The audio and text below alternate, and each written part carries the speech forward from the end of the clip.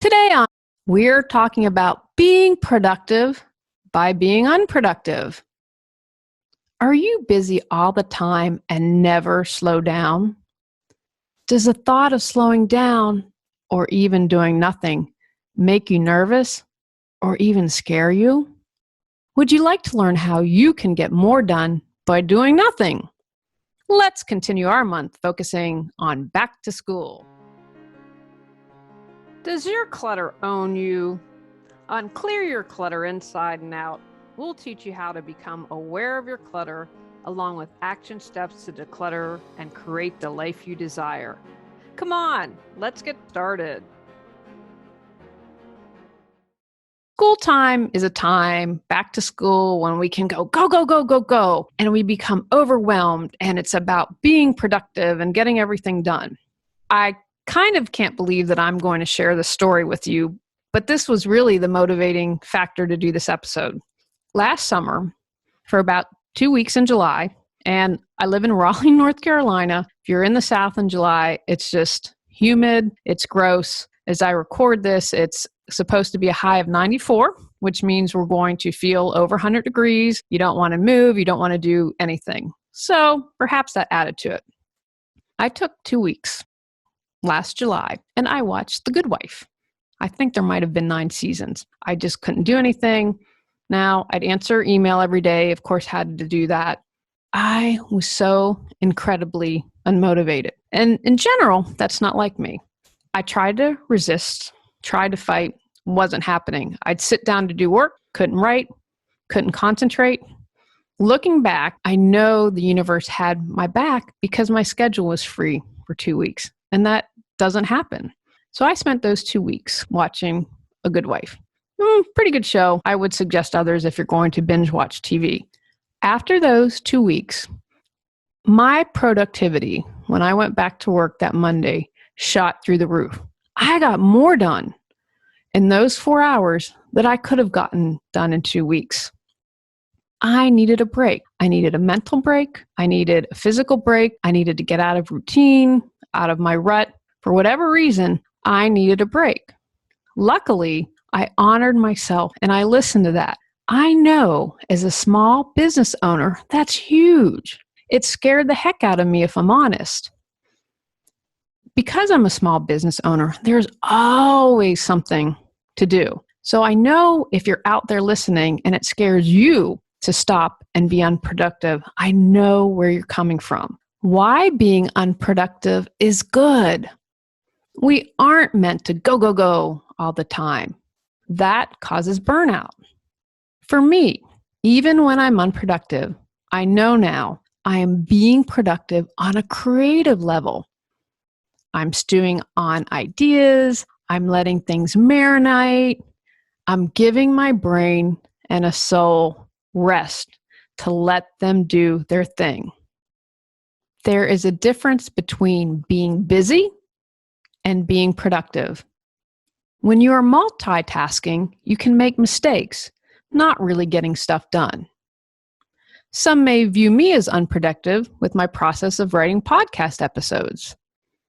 I have an idea, I first write down a blurb, then I let it stew, then I get some ideas, write it down, not a lot of paragraphs, take a break, flesh it out a little more, get it looking like an episode, take a break, do some editing, and do a final edit. However, in between all of the work, things are stewing, I'm thinking about things, I might have a conversation that's going to change how I do the podcast episode. I talk a lot about being present. The older I get, the more I practice my spirituality, the more things just come to you. When you're busy, going, there's not space to open that up, to allow things to come to you. I'm very excited about a talk I'm going to be doing in 2018. Somehow this person found me, obviously from the website. I can't disclose who it is now. It's a really great opportunity for me. It totally came to me. I didn't go and chase it. But because I do my work, because I remain open, it happened.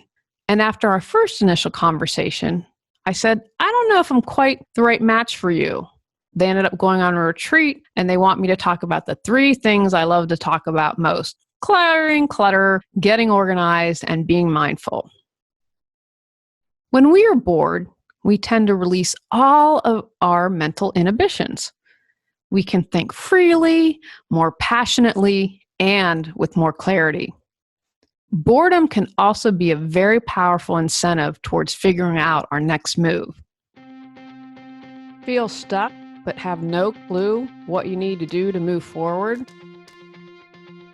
Would you like to feel energized and excited every day?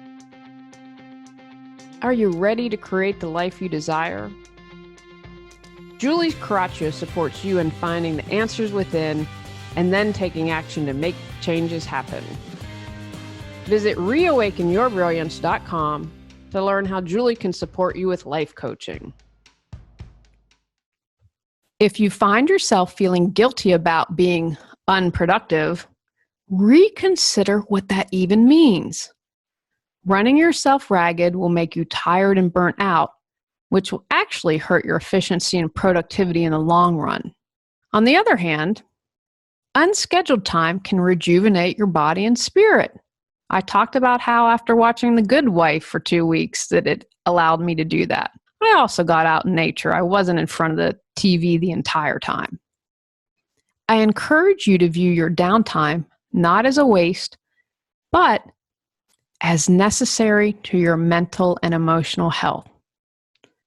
I've also found that relaxation and rest can help foster creativity. It's during those quiet, peaceful times that I gain new insights.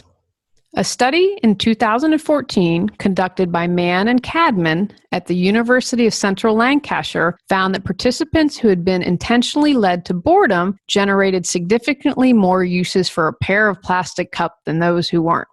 The findings also showed that boredom felt during passive activities, like attending a boring meeting, had an even greater positive impact to how creative one could be after feeling bored. There is much more research in existence that also supports these findings. Sporadic boredom, therefore, is actually a good thing. I also found when doing some research that the top 5 happiest countries for this year in the world are Norway, Denmark, Iceland, Switzerland, and Finland. 4 out of those countries are really cold. I wonder what that's about. Denmark has the world's shortest work week. All 5 work the shortest work hours, and Switzerland and Finland were still among the top 10 most competitive countries. They're happy, they're competitive, and they're working the shortest work hours. To me, that says a lot. What can we do when we are unproductive? Play. I'm reading a book right now, and I'm about to start a 28-day course. I have to play every day, however I define that. When is the last time you colored, or played with Play-Doh, or ran around in the rain? Those are all ways I've played recently. Veg. Watch TV, be a couch potato. I haven't done that much vegging since last year, but I obviously really needed to. Nap. Most of us don't get enough sleep. If you need to rest, honor that. Read. I always have a long list of books that I'd like to read. Explore. What are you curious about? What would you like to know more about? Hang out with your best friend. Take a day to explore the city you live in. Do nothing. When was the last time you simply were? What about guilt? I've mentioned I'm a small business owner, so I had to overcome a tremendous amount of guilt. I'm also German and from West Virginia, where they raised us to keep working. What has helped me the most, honestly, is I see that every time I am unproductive, I am more productive and my creativity flourishes. Remember, there is value in the process of something, not just the goal itself. So many times in my life, the process has been worth it. I look at the process before meeting my husband. I used to have a TV show. I interviewed a lot of amazing people for 3 years. I now look back at that time and really feel it was about me expanding, me learning, me growing, and that allowed me to be the woman that I am to meet my husband. While the goal and what I desired was to meet my husband, but the process to make me a better person along the way, that was fun. Try and get away from comparing and competing with others, and that will help alleviate your guilt. Finally, remind yourself you are being productive, just in a different way. Take actions from today's podcast. Schedule some time to be unproductive. If you are able to do this spontaneously, great. What do you need to do the most during your unproductive time? Honor that.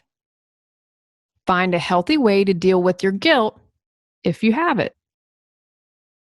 How can you be unproductive on a regular basis? In this month's bonus episode, we're talking about the spiritual override. Go out, clear the clutter to create the life you choose, deserve, and desire.